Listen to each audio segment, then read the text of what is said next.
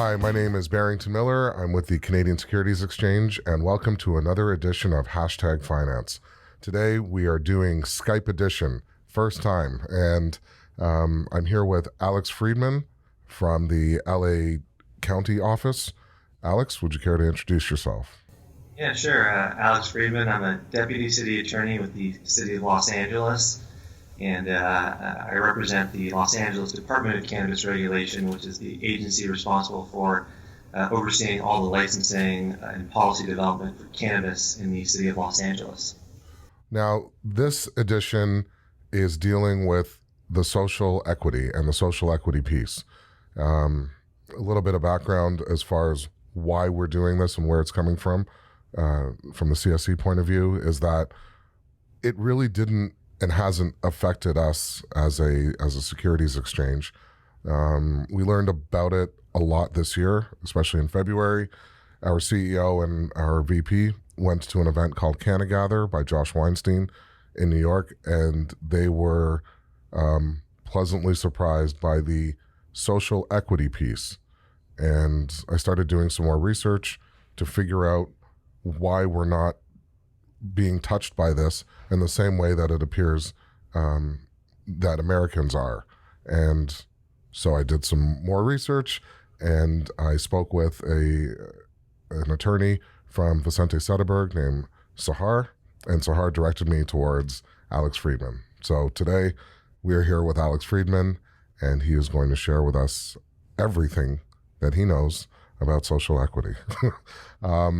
Alex, let's start. What is social equity as it relates to cannabis? Sure. Well, I think it means a lot of different things. To start with, it's sort of based on the I guess more the moral argument that after a century of prohibition of cannabis, that targeted certain communities disproportionately compared to other communities in basically every state in the country, that as we're legalizing cannabis and opening up all these new economic opportunities that is expected to be in the billions of dollars, that it's imperative that a space is made for those who have been disproportionately impacted, and by virtue of having a cannabis conviction or living in a community that has been disproportionately impacted, they have been likely shut off from the resources needed to access these new markets. So a major component of it is, as jurisdictions start licensing commercial cannabis businesses, that they give priority to individuals who have been impacted by the previous criminalization of cannabis.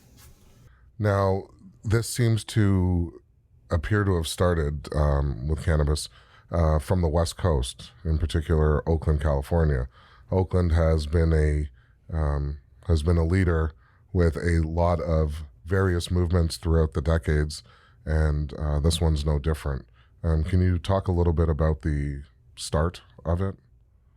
Sure, yeah. So this did sort of the first big attempt at this did start in Oakland, and then shortly thereafter in 2017, as the city of Los Angeles was developing its policy for cannabis licensing, it decided that social equity would likewise be a central feature of that program, and it looked at Oakland's model, which would give priority at all levels of licensing for all different types of activity, particularly for retail, which is considered the most valuable at this point. And the city of LA took a very similar model, which we can talk about in a moment, but it essentially guaranteed that at least half of the licenses in the city of Los Angeles would go to social equity applicants. And the city, for more context, the city of Los Angeles has embraced the commercial cannabis industry and has decided that it will allow upwards of 450 storefront retailers, as well as probably another 1,000 or so other types of activities, from delivery, manufacturing, cultivation. So it's Oakland, I know, is doing a large program, but the scale of LA is unprecedented anywhere in the world right now. Now, the people that are being affected, that were affected by the war on drugs, which we could probably do an entire podcast on or two. Where do they fit in? Can they get access to this burgeoning industry? Are they being shut out? No, they're absolutely given a pathway to participate. The way LA has structured its program, we refer to them as social equity applicants, and we have what we call Tier 1 or Tier 2. And to qualify for one of these tiers, you have to show that you're either some combination of being low income and have a prior cannabis arrest or conviction, or have resided in certain areas of the city that we have identified through a study as having been disproportionately impacted by the war on drugs. And so if you fit into one of those tiers, you get priority for a variety of license types. And just to give you an example, we're about to start licensing the next round of retail, and we're expected to do about 250 more dispensary licenses at least in the next 6 months. And all of those licenses have to go to a business that has a Tier 1 or Tier 2 social equity applicant owner. And those Tier 1 owners have to own at least 51% of the business that gets the license. The Tier 2 has to own a third of the business that gets the license. So that's the broad structure. And then there's also a variety of programmatic support for these applicants to get through the licensing process and help them run a business.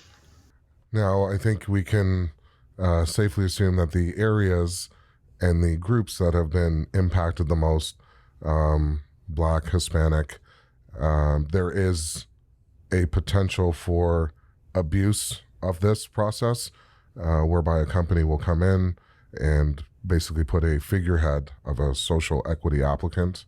How are we, or how would you see as a way to make sure that this doesn't happen, or to at least diminish it? Yeah, so this is a major area of focus for both the city and all of our stakeholders, because no one wants to see this program become like you just described it. So there's a few important things for the city to do. Number one is education. As these applicants are going through the process, they really need to understand their rights, and that they don't need to sign these phony agreements that are going to strip them of their actual control and profits from these businesses. As these applicants are going through the licensing process, the city will be reviewing their business structure in detail to ensure that, if they may have 51% of the shares of the company, but we would have to confirm there's no, preferred shares that another investor has that gets all the profits and so on. And then beyond that, it's going to require the city to regularly audit these businesses to ensure that the money is actually being distributed as it's supposed to under the business structure, that the social equity applicant is not being denied their rights to control the business if they're a 51% owner, or to have information about the business. And it's a top priority for everybody. We're just getting started. We're just at the point where we're going to start reviewing these contracts as applicants come forward.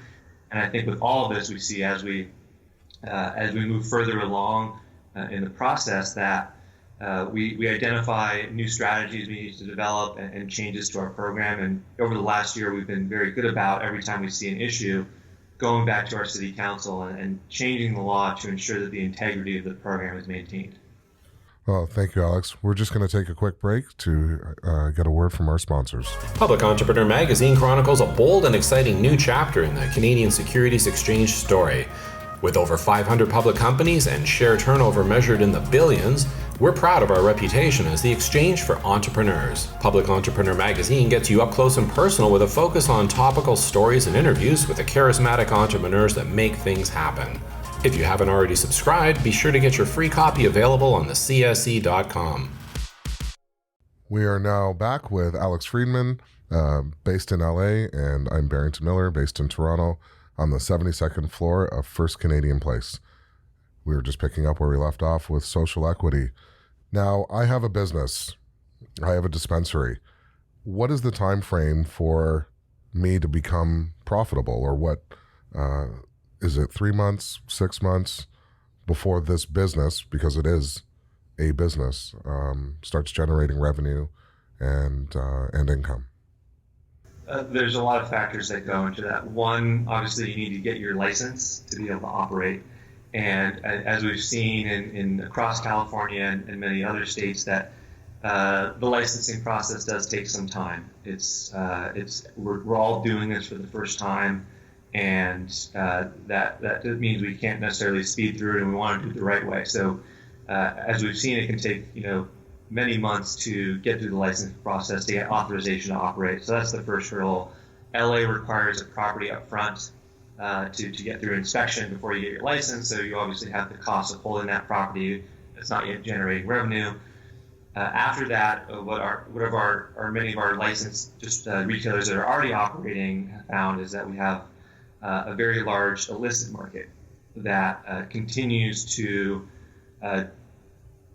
capture a lot of the business from these licensed retailers and make it hard at the moment for retailers to be profitable. So that's going to be certainly a challenge for our social equity applicants. I think also, as you've seen in every jurisdiction, these markets are, I would say, superheated or overcharged with investors coming in, lots of speculation.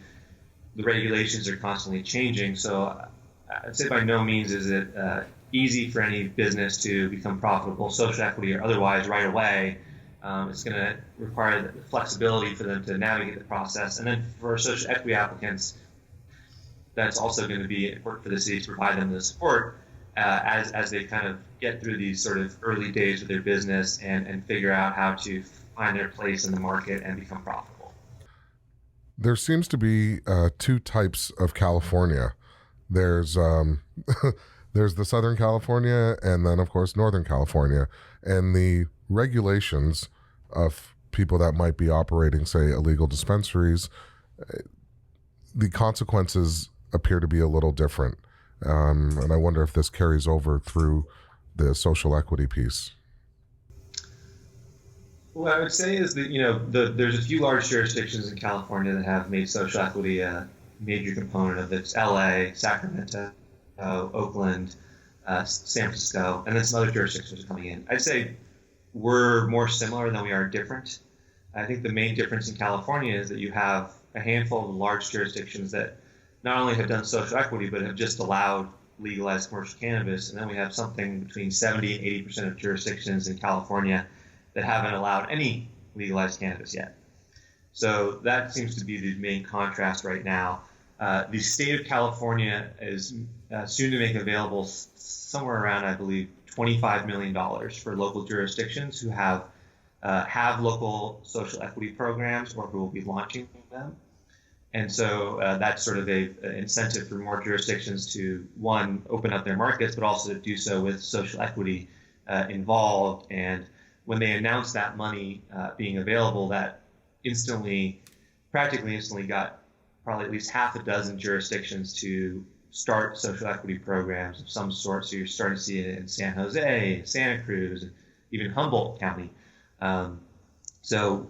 This is, I think in the next 2 to 3 years, you're going to see it multiply across California, and certainly stakeholders are looking for any new jurisdictions that launch this, that they're going to be pushing for social equity to be involved in some manner.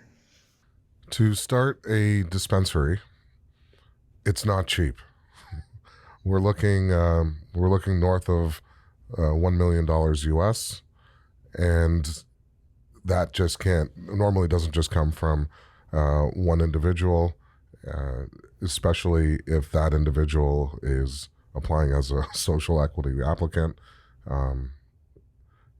I guess we would have to start getting the private sector involved, or support groups, support funds.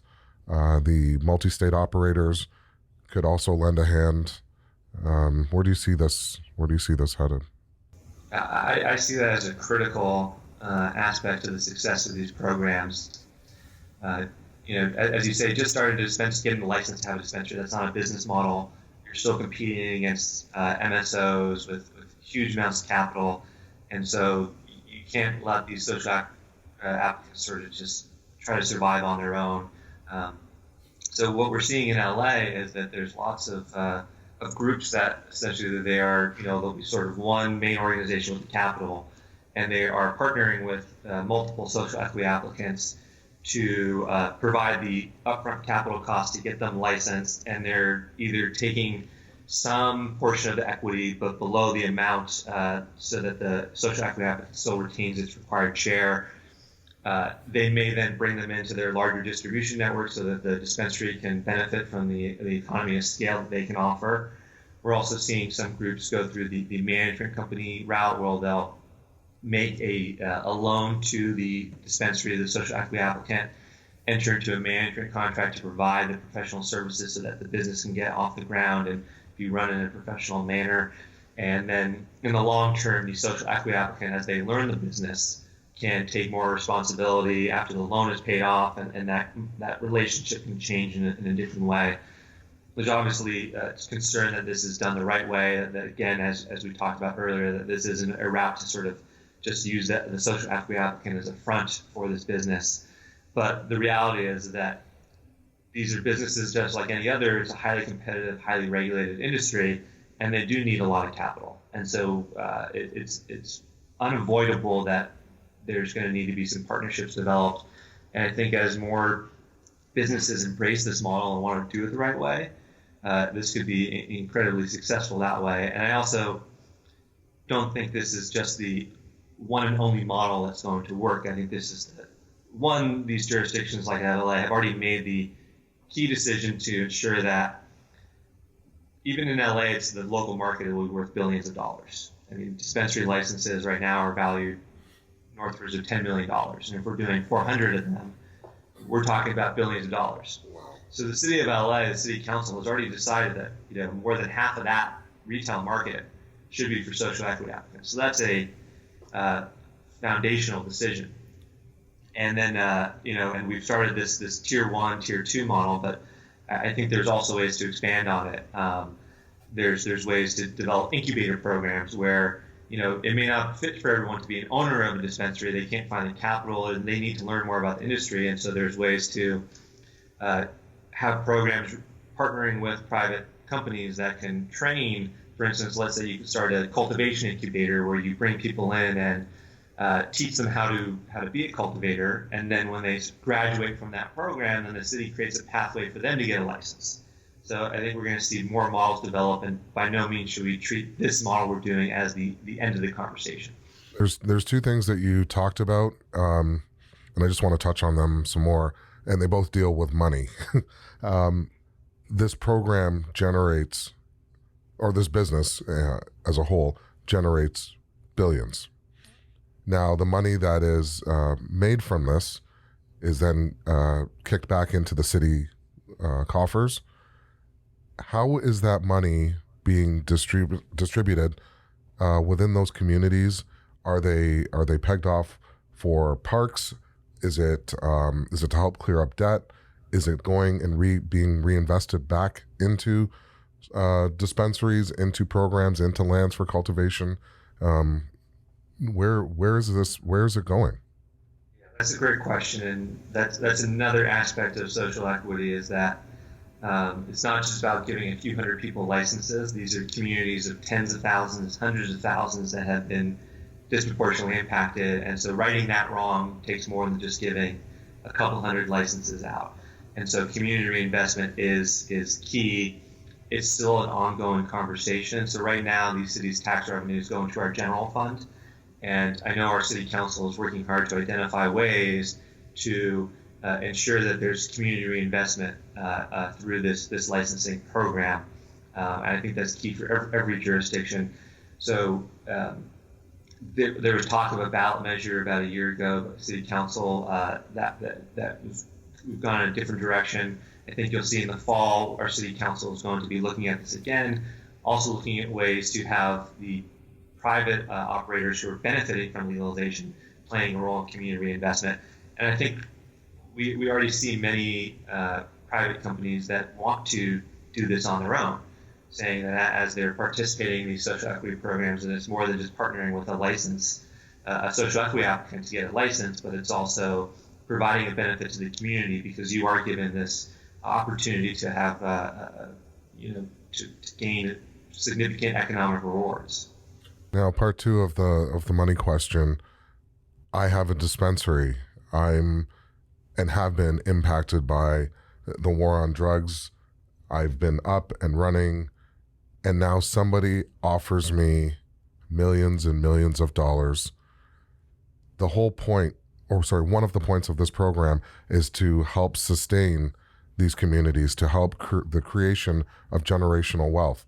As a dispensary owner who's being offered millions of dollars, the government's success is that, yes, generational wealth has been created for me and for my family and friends and whoever is in my circle. But that's an isolated that's just an isolated part of this whole program. How do you discourage, or how do you say to tell somebody, no, don't take the millions that are being offered right in front of you. Let's spread it out. Let's build up the community. There's a real tug of war going on there. Yes, it's a very difficult question with a lot of strong opinions on both sides. For the city of Los Angeles, it's still a policy that is still being under consideration.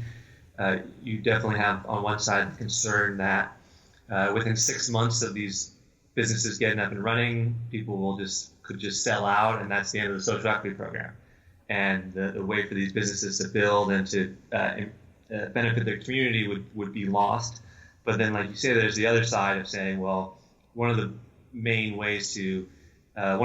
economic opportunities right now for everybody, social equity or non-social equity, is to capitalize on a very valuable market right now, and it may not be that valuable in 5, 10, 15 years.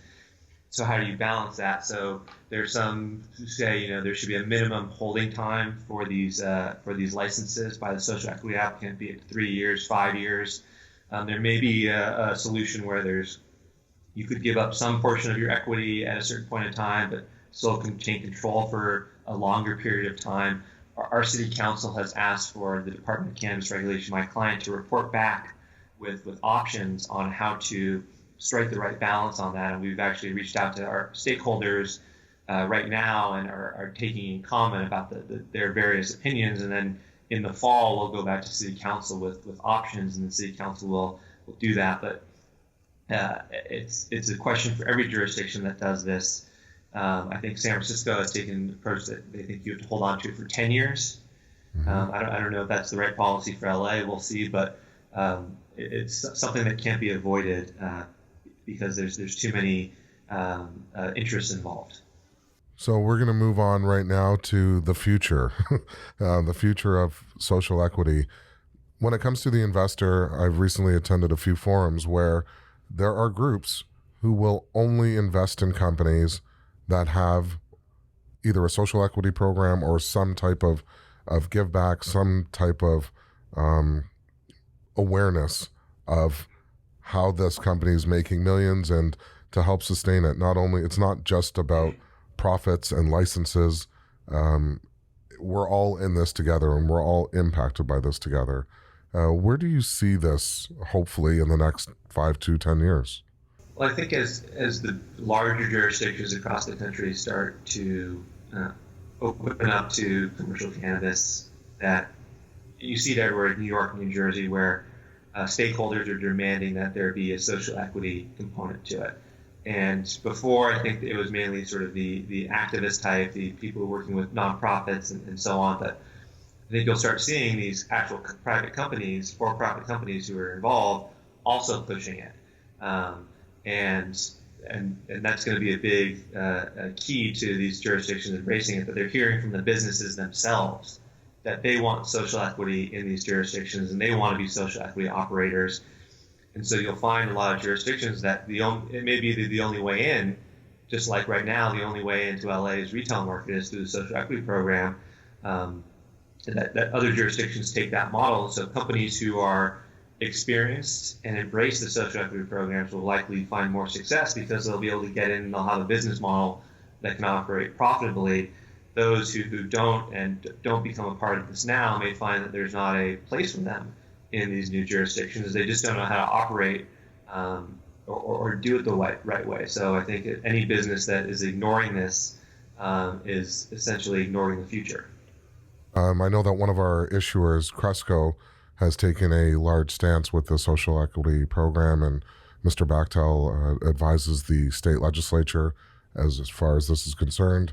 There's another gentleman out on the East Coast named Kenny Mack who is moving towards developing a minority-owned dispensary and hopefully to become the first minority-owned MSO. There's nothing more political, and this is one of your quotes, than the budget process. Yes. And this is where real political courage occurs. Would you care to comment?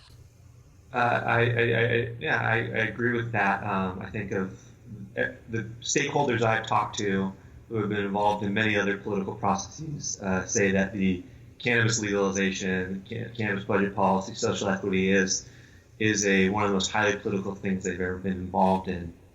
But so by no means is it going to be easy, and when you're in it, it's going to seem like there's just challenges around every corner.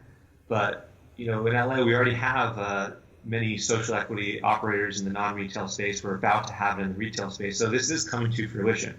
And I think it just requires sort of continued commitment to this. I think for the private sector, they need to focus on innovating for new models to bring to governments.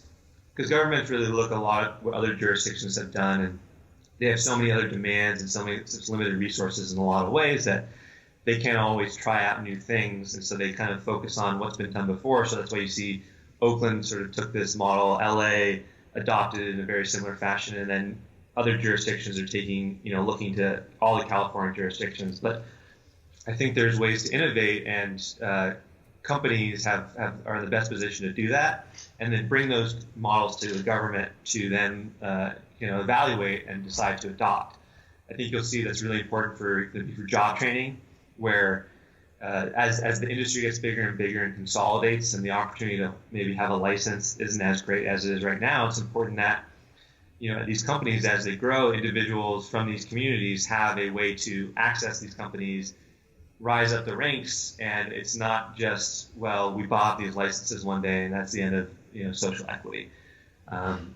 So I really, whenever I talk to people and as other regulators or other companies, I really encourage them to look at additional models, because social equity can be so many more things than it is right now. We're off to a great start, but I don't think this is the way it should necessarily finish at the end of the day. Well, then, on that note, Alex, I want to thank you for taking the time to speak to our listeners here and abroad. This has been another edition of #Finance. I'm your host, Barrington Miller. Tell people, let's put this on the ballot. Get a special tax to the funds, for the funds to be distributed into the communities. Yes, I definitely appreciate the opportunity to talk, and I think we'll have plenty more to talk about over the next few years in this, for sure. Well, looking forward to it. Thank you very much, and have a good day. Hi, it's Grace from the CSC reminding you to make sure to follow us on social media for the latest updates on our listed companies as well as new listing alerts. For more in-depth content, be sure to pick up our free quarterly magazine, Public Entrepreneur, available online at thecsc.com.